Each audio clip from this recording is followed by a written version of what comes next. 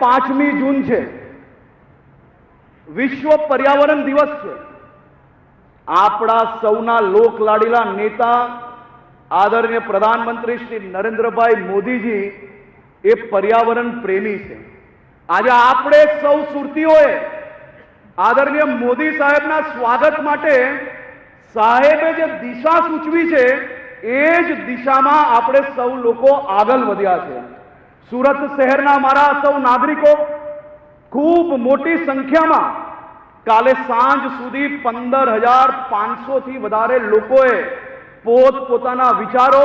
પર્યાવરણ માટે કે પછી મોદી સાહેબ દ્વારા આ દેશમાં થયેલા કામો માટે આ અનેક પોસ્ટરો જે ચારે બાજુ સ્ટેડિયમમાં લાગ્યા છે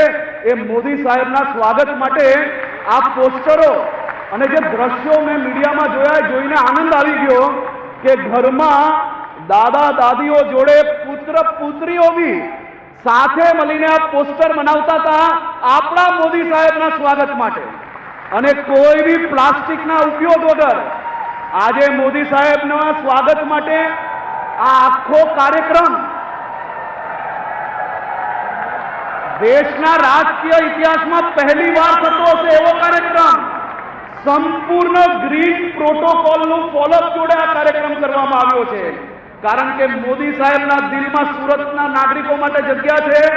તો સુરતના નાગરિકોના દિલમાં મોદી મોદી છે।